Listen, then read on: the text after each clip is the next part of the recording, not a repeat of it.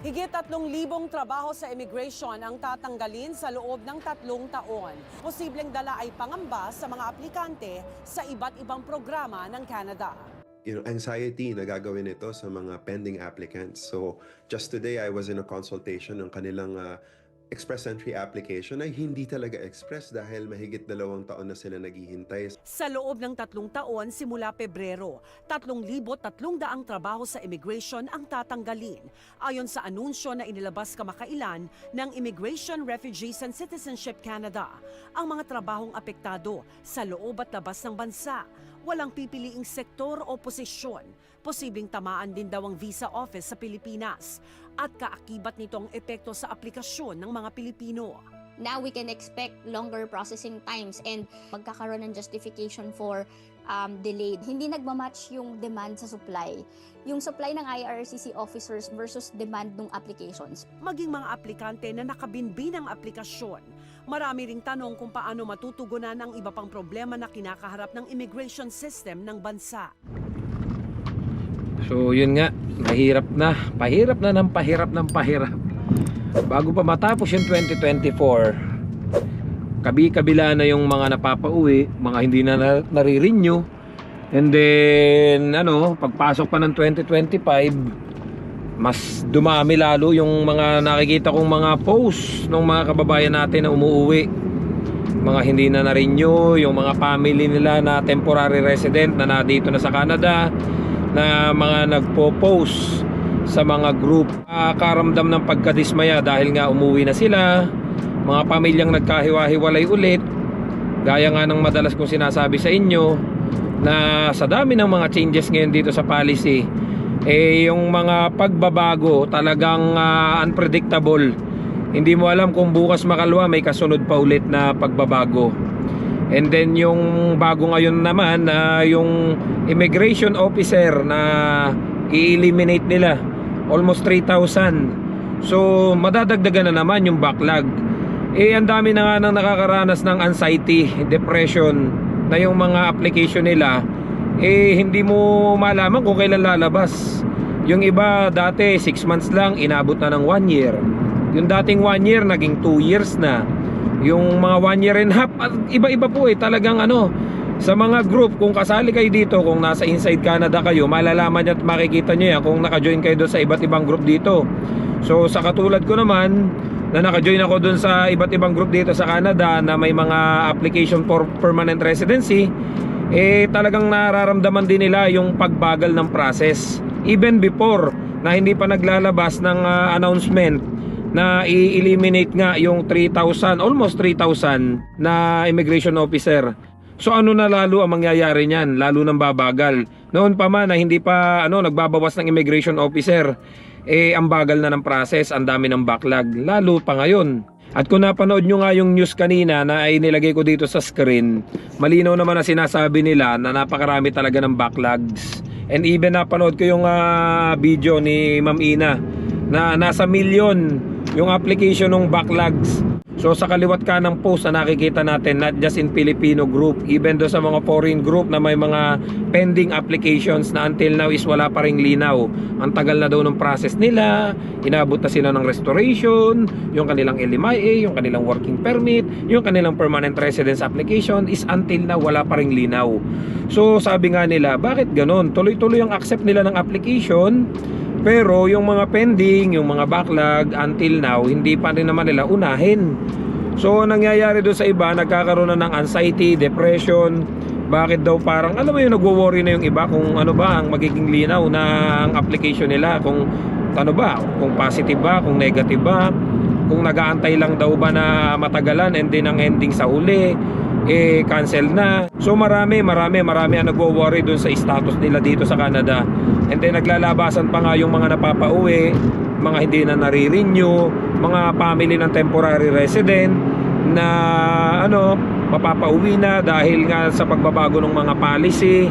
So ang tanong nung karamihan na nababasa ko is ito, bakit nga yun, accept sila na accept ng application and then ang ending ay hindi naman nila kagad-agad maasikaso? Para ano daw yun?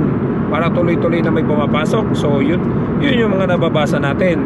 At dun sa iba't ibang group na sinalihan ko, gaya na lang ng permanent resident application ng iba't ibang group, iba't ibang pathway, agri-food pilots, express entry, sa kung saan pa po. Ito yung hinaing naman ng karamihan na yun daw kanilang mga family members after they receive ng acknowledgement of receipt, yung AOR, and then yung kanilang may pre-arrival na yung iba, may eligibility letter na. So pinag-medical yung family nila sa Pilipinas. So magkano ang medical? Ang isang tao po sa Pilipinas na medical is nasa 13,570, mga ganon, correct me if I'm wrong. So kulang-kulang around 15,000 na rin ang medical ng isang family member natin. So kung halimbawa tatlo yung magme-medical, so 45,000 na ang aabutin. So ang tanong nung iba, bakit ganon? Pinag-medical nila yung family members namin sa Pilipinas, and then after 6 months na lang po kasi ngayon eh. Yun yung nababasa ko kasi nung una daw 1 year. So ang nababasa ko doon, marami ang naglalabas ng hinaing nila na iisa. Bakit daw ganon? Nagastosan na sila sa medical and then magre-remedical ulit.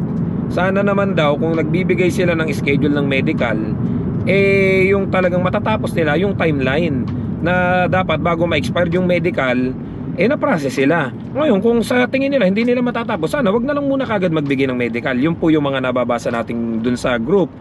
And then nabasa ko din naman na doon sa mga ibang Pilipino na sabi nila, pinagdaanan din namin yung kabayan even before, ilang taon na nakalipas, ganun din naman daw yung sitwasyon nila. Na-expire na yung medical ng family members nila sa Pilipinas, hindi pa rin naayos yung application nila, then pinagre-medical ulit. Pero may isang post ako nabasa, hindi ko na lang ilalagay dito sa screen. Well, may point naman siya. Sabi nga niya, sana kung pinag-medical nila yung family members, just make sure na matatapos nila. Hindi yung ganong ika nga ay nagdodoble-doble yung gastos. Kasi can you imagine that? Nagastosan ka, let's say tatlong miyembro ng pamilya, 45,000. And then magre-remedical ulit dahil until na wala pa ring update dun sa permanent residence application mo. So sabi nga nila, hindi naman namin pinupulot yung pera. Sana man lang kung magbibigay sila ng schedule ng medical, just make sure kung 6 months, within 6 months maayos nila yung application. Kaya lang may nabasa din akong bumara dun sa post niya. Sabi niya, just be grateful na lang kasi yung Canada binibigyan tayo ng chance na maging permanent resident dito at maka-apply. Para sa akin may point naman po parehas na just be grateful na lang. Kasi even ako, tama, I'm so grateful na binibigyan tayo ng Canada ng chance na makapag-stay dito sa Canada. And sa loob lang ng 1 year experience, pwede ka na makapag-apply ng permanent resident.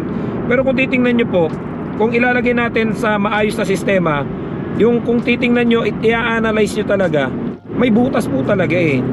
Kumbaga, they still continue accepting application, magpapamedical dun sila sa tao, na yung tao naman kapag nagre-medical wala namang discount, and babayaran mo uli kung magkano yung unang medical. Kung 45,000 ang unang medical na expired, 45,000 ulit, gastos na uli yon.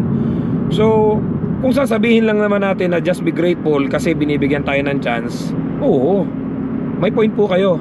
Maraming salamat Canada kasi syempre binibigyan mo ng chance hindi lang yung mga kababayan natin Pilipino, even ibang lahi na magkaroon ng pagkakataon na mag-stay dito sa Canada. Pero hindi po ba kung i-analyze natin talaga sa tamang proseso, kung susundin lang talaga natin, dapat kung kayo magpa-process kayo ng application ng isang aplikante, dapat kung bibigyan nyo ng timeline na 1 year, just make sure ma-process nyo yung 1 year nila na pinag-antay doon sa kanilang medical kasi nagastosan sila. Okay lang sana kung yung ipinag-aantay nila yung mga bagay na walang gastos, walang expiration. Pero yung medical, may gastos po yan eh. So paano naman yung mga iba na, kasi yung ibang nakausap ko dito, Sir Perds, ano ba yung nangyayari ngayon? Sabi nilang ganon. Kasi marami ako nakausap dito, pinag-remedical din eh. Sabi nga nila, naggastosan na naman yung magina ko, 3 pa naman yun. Sir, yung pinag-medical din ba yung magina mo? Sabi sa akin ng iba. Kasi pinag-medical din kami. Gastos na naman, sabi nga nila. So sabi ko, even before, nangyari na naman din daw yan. Doon sa mga naunang applicant, even before, kahit na mga 5 years na nakalipas, nangyayari din naman daw talaga yung pinagre-remedical. Kaya lang, ang point nga nila, nakukuha ko din naman yung sinasabi nga nila, na sana man lang, kung maglalabas sila ng schedule ng medical, just make sure na ma-process nila doon sa time na yon. Or else, wag muna nilang pag-medicalin yung family members kung sa tingin nila hindi naman pala nila maasikaso, especially now na napakarami ng backlog. May banggaan pala dito kaya single lane lang, kaya ang tagal ko bago makapunta, magko-grocery lang sana ako eh. Well anyway guys, yun nga, in-update ko lang kayo sa sobrang dami ng mga changes dito. Expect nyo na yung pagbagal ng process, dahil nga kukunti na lang yung immigration officer, mababawasan pa. So dami ng backlog noon mga nakaraan, ngayon lalo nang dadami ang backlog niya, lalo nang tatagal. Yung iba 2 years na daw yung application nila, until na wala pa ring update eh. Kaya sa mga nagtatanong sa akin, sir, kumusta na yung application mo ng PR? Huwag nyo na po akong tanongin, hindi ko na po inaantay, hinahayaan ko na lang po. Totally, may status pa din naman po tayo dito sa Canada. And then doon sa mga may chance pa rin maka-apply ng permanent resident, pilitin nyo po. Dahil nakita ko yung agri-food pilot, almost full na yung application. Hindi natin alam kung aabot pa ba ng May yun, kasi pa lang ngayon January pa lang, mapupuno na. Talagang marami ang nag-uunahan, kasi para sa karamihan dito, ang magsasalba na lang sa status nila dito sa Canada yung makuha yung permanent residence. So inayos ko muna yung mga pinamili ko. Grabe, ang mahal na talaga ng mga bilihin dito.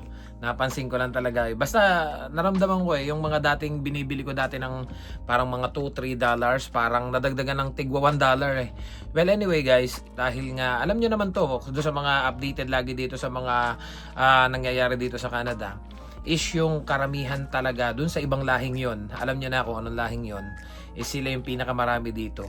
Talagang nangunguna sila pagdating sa dami.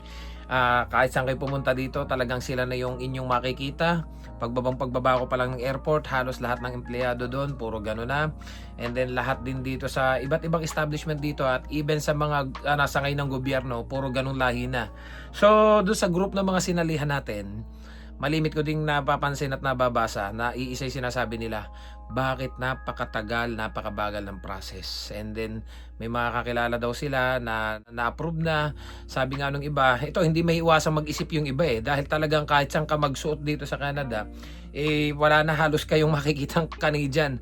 Ang makikita nyo na halos puro ganung lahi. At dahil nagkalat na din naman sa news na maraming ganung lahi ang mapapauwi, dahil talagang marami ang nag-falsification ng mga documents, and then yung mga dumarating dito talaga na hindi naman talaga nag-aaral, talagang napakarami nila dito na nakita nyo naman nagrarally at mga yung maraming pasaway. Hindi ko naman nila lahat dahil marami naman talagang mga kakilala at kaibigan tayo dito na talagang maayos na mga kalahi nila. Siguro nadadamay lang yung talagang matitino. And then pagdating nga dito sa isang group na sinalihan ko, nabasa ko to, nakalagay nga, here are top 10 source countries of new permanent residents to Canada so far in 2024. So nangunguna yung lahi nila, nakalagay dito, napansin nyo, 86,855 as of 2024. And sa Philippines, mamapangalawa, 20,645. So ang laki na kagad ng diferensya kung makikita nyo. Nasa almost 60,000 yung diferensya. And yung iba talagang maliliit lang. So nangunguna talaga yung lahi nila at hindi na naman nakakapagtaka. Dahil kahit saan nga kayo pumunta dito, sabi ko nga sa inyo, lahat ay ganun na ang makikita ninyo. At even kahit sino mga kababayan natin, iisa'y sinasabi, Canada pa ba to? Parang hindi na to Canada, para na tayong nasa parting Middle East, mga ganun yung mga sinasabi nila. Well, hindi naman yun yung point. Ang sabi nga nung mga iba, dahil siguro nasa loob ng mga opisina, mga kalahi na din nila. So parang may mga rumors na kumakalat na sinasabi nga nila baka mas pinaprioritize nilang i-approve yung mga kalahi nila instead ng other nationality. So talaga hindi maiwasan kahit na sinong mga nakakausap ko na parang yun na rin yung naiisip na parang baka nga kaya siguro ang bagal ng process ng application natin dahil mga kalahi nila yung nasa loob, kahit saan mga establishment tayo pumunta, even yung mga government offices, mga ganun na, baka mamaya yun ang pinaprioritize. So yung iba talaga napaparanoid at yung iba talagang nagkakaroon na ng depression, matinding depression na nababasa natin sa dito mismo sa mga group na sinalihan natin na nag-aantay din ng kanilang application dito. Yung ang tagal na kasi yung iba dati na 6 months naging 1 year, 2 years. Grabe, napakabagal po ngayon. Kaya kung kayo mag-a-apply, kung anong process po yung inyong ipaprocess dito, kung work permit or kung extension or kung isamahan nyo po lagi ng dasal. dahil unpredictable nga po talaga yung mga nangyayari sa ngayon, dahil alam niyo napakabagal ng process. Then ngayon itong bagong inilabas na balita na magbabawas pa sila ng almost 3,000 na immigration officer. So ano pang mangyayari sa ngayon? Ika nga ay mabagal na yung proseso, lalo pang bumagal. So don't forget to subscribe, like and share this video para kahit paano may idea kayo sa mga nangyayari sa amin ngayon dito sa Canada. Kita-kits tayo sa next vlog. I love you all. God bless. Bye bye.